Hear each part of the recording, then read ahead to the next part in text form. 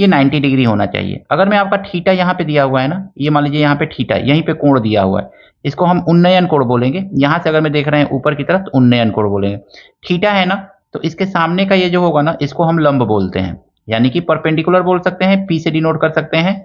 और इससे जो सटा हुआ ये साइड है ना, 90 डिग्री से सटा हुआ दूसरा साइड है, इसको हम लोग बेस बोलेंगे, ठीक है। और जो ये सबसे बड़ा साइड होता है, यानी कि 90 डिग्री के सामने जो साइड होगा, इसको हम लोग हाइपोटेनियस बोलेंगे। तो इस तरह से आप परपेंडिकुलर, बेस और हाइपोटेनियस, एकदम कॉन्सेप्ट क्लियर होना चाहिए त्रिकोणमिति पढ़ने के लिए, तभी आप त्रिकोणमिति बेसिक कॉन्सेप्ट क्लियर रहेगा, तभी समझ में आएगा। थीटा है, थीटा के सामने को हम क्या कहेंगे, लंब कहेंगे। थीटा से ये जो 90 डिग्री से सटा हुआ साइड है, इसको बेस कहेंगे।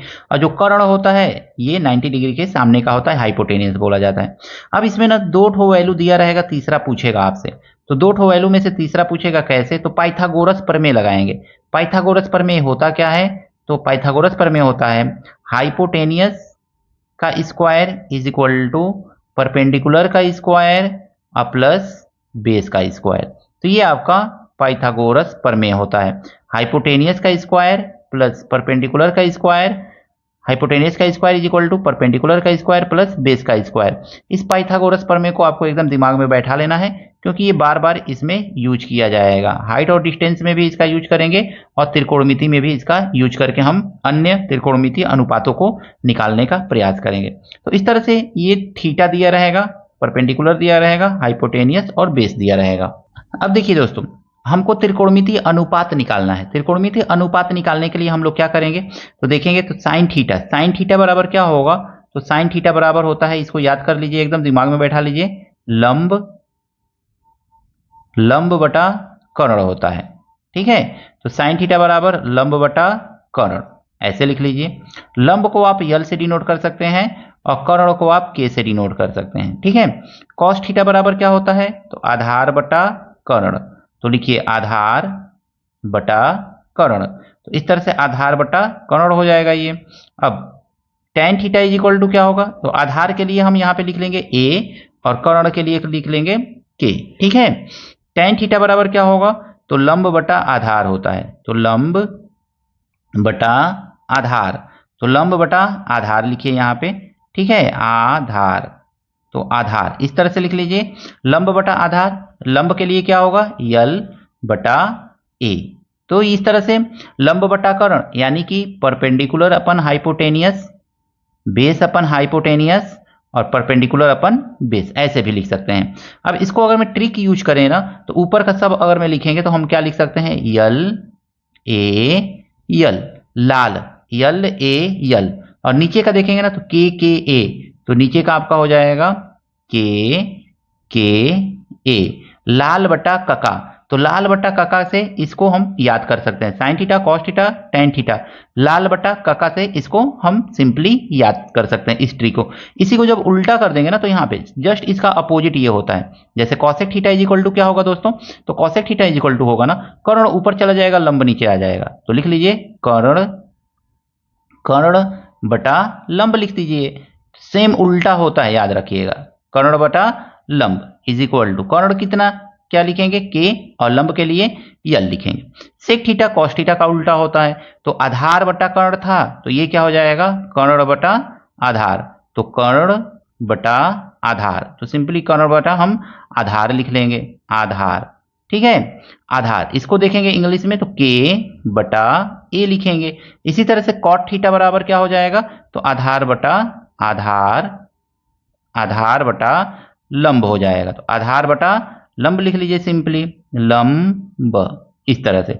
आधार कितना, तो आधार के लिए ए लिखेंगे और लंब के लिए यल लिखेंगे। तो इसके लिए क्या फार्मूला हो जाएगा, तो जस्ट इसका उल्टा हो जाएगा, यानी कि कक्का बटा लाल, के ए बटा यल ए यल, तो कक्का बटा लाल हो जाएगा। तो इस तरह से इस ट्रिक का यूज करके आप सारे के सारे त्रिकोणमितीय अनुपातों को याद कर सकते हैं सिंपल तरीके से, लाल बटा कक्का या कक्का बटा लाल, sine theta cos theta tan theta cosec theta sec theta cot theta, सारे के सारे त्रिकोणमितीय अनुपातों को इस ट्रिक के माध्यम से आप चाहें तो सेकेंडों में याद करके दिमाग में बैठा सकते हैं। आइए देखते हैं एक क्वेश्चन इसी पर आधारित।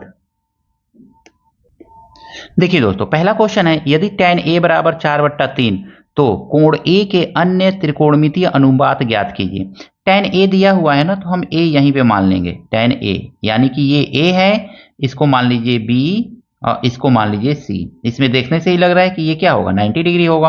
अब tan a बराबर होता क्या है, तो tan a बराबर आप जानते हैं, tan a बराबर होता क्या है आपका, तो लंब बटा लंब, लंब बटा क्या होता है, तो आधार होता है। ठीक है, आधार याद रखिएगा, लंब बटा आधार। इसमें tan a के सामने का ये लंब है, तो लंब कितना है, तो यहां पे लिख लीजिए 4/3। तो लंब कितना है, 4 है, तो 4 लंब हो जाएगा। और 4 कुछ मान सकते हैं, इसको डायरेक्ट भी मान सकते हैं, 4 के मान लीजिए। ठीक है ना, अनुपात में दिया हुआ है, त्रिकोणमितीय अनुपात है। और के कितना है, ये आधार कितना है, तो 3 है, तो 3 के मान लेंगे इसको। ठीक है, हमको ये हाइपोटेनियस मालूम करना पड़ेगा इसमें, तभी हम त्रिकोणमितीय अन्य अनुपातों को निकाल पाएंगे। तो अब आइए यहाँ पे हम देखते हैं ना कि हाइपोटेनियस कैसे फाइंड करेंगे। तो हमको हाइपोटेनियस मालूम ही नहीं है, हम देख चुके हैं पहले कि हाइपोटेनियस, पाइथागोरस का थ्योरम लगाएंगे। पाइथागोरस थ्योरम कहता क्या है कि हाइपोटेनियस का स्क्वायर बराबर किसका स्क्वायर, तो लंब का स्क्वायर, यानी कि लंब के लिए हम क्या लिखेंगे, परपेंडिकुलर लिखते थे, तो परपेंडिकुलर का स्क्वायर और प्लस बेस का स्क्वायर, यही तो लिखेंगे ना। ये फार्मूला का यूज करना है हमको इसमें, क्या मालूम करने के लिए, तो हाइपोटेनियस। एकदम बेसिक कॉन्सेप्ट से समझते जाइए दोस्तों। हाइपोटेनियस का स्क्वायर देखेंगे तो हाइपोटेनियस का स्क्वायर इज इक्वल टू लंब कितना है, तो 4k है, तो 4k लिख लीजिए, 4k का स्क्वायर और प्लस बेस कितना है, तो बेस है 3k, तो 3k का स्क्वायर लिख लीजिए। ठीक है, अब हाइपोटेनियस इज इक्वल टू हमको मिलेगा कितना, तो हाइपोटेनियस इज इक्वल टू 4 का स्क्वायर करेंगे 16 आ जाएगा, 16k और प्लस 3 का स्क्वायर करेंगे 9k आ जाएगा, तो 9k, यही तो आएगा ना, हाइपोटेनियस का स्क्वायर है, कर लीजिए यहाँ पे। अब देखेंगे ना, तो हाइपोटेनियस इज इक्वल टू हमको कितना मिल गया, 16 और 9, ये k का भी स्क्वायर होगा, यहाँ पे k का भी स्क्वायर होगा, 16 9 25, 25 k का स्क्वायर। यहां तक कोई कंफ्यूजन नहीं होना चाहिए। अब इधर स्क्वायर जब खत्म करेंगे ना, तो इधर आकर के वो क्या बना लेगा, रूट बना लेगा, और रूट में इसका वैल्यू कितना होता है, 25 के स्क्वायर का रूट जब निकालेंगे तो ये आ जाएगा 5k। यहां तक कोई कंफ्यूजन नहीं है। तो हाइपोटेनियस इक्वल टू कितना आ गया दोस्तों, 5k आ गया। तो बस इसको याद रखना है।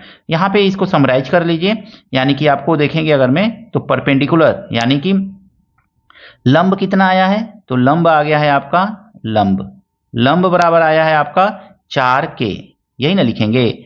आधार कितना आया है, तो आधार बराबर आपको मिला हुआ है यहाँ पे 3k, और पर हाइपोटेनियस कर्ण कितना मिला हुआ है, तो कर्ण बराबर आपको मिल गया है 5k, 5k। यहां तक कोई कंफ्यूजन नहीं है। अब आगे देखेंगे क्या निकालना है हमको। एक त्रिकोणमितीय अनुपात दिया गया है tan a, इसी से हमने क्या किया, हाइपोटेनियस यानी कि कर्ण मालूम किया। अब हमको क्या मालूम करना है, तो sine cos cosec sec cot का मान मालूम करना है।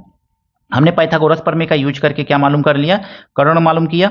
अब हमको कर्ण भी मालूम है, लंब भी मालूम है, आधार भी मालूम है। अब यहाँ पे साइन थीटा इक्वल टू क्या होता है, लंब बटा कर्ण। लंब कितना है, 4 है, 4k है, और कर्ण कितना है, तो 5k है। तो ऊपर देखिए ध्यान से, यहाँ पे सारा वैल्यू लिखा हुआ है, k से k कट जाएगा, कितना आ गया, तो 4/5। आशा करता हूं समझ में आ रहा होगा। आधार है, आधार कितना है, 3k है, तो 3k, और कर्ण कितना है, तो 5k है, तो 5k, k से k कैंसिल हो जाएगा, तो कितना आ गया, 3/5। फिर कर्ण देखेंगे कितना है, तो 5k है, तो 5k, और लंब कितना है, तो लंब है 4k, तो 4k, k से k कैंसिल हो जाएगा, कितना आ गया, ये 5/4 आ गया।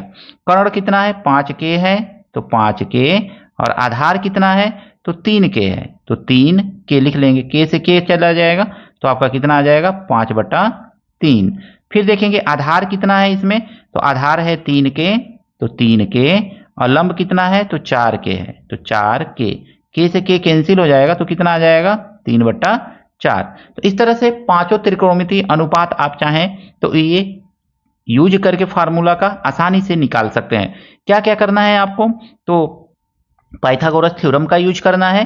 पाइथागोरस थ्योरम का यूज करके किसी एक का वैल्यू नहीं दिया रहेगा, उसका वैल्यू निकाल लेना है। उसके बाद सारे के सारे पांचों त्रिकोणमितीय अनुपातों को आपको इस फार्मूला का मतलब अनुपात का याद रहेगा, तो उसके बेसिस पे आपको निकाल लेना है। मिलते हैं नेक्स्ट वीडियो में नए प्रश्नों के साथ। Thank you, best of luck.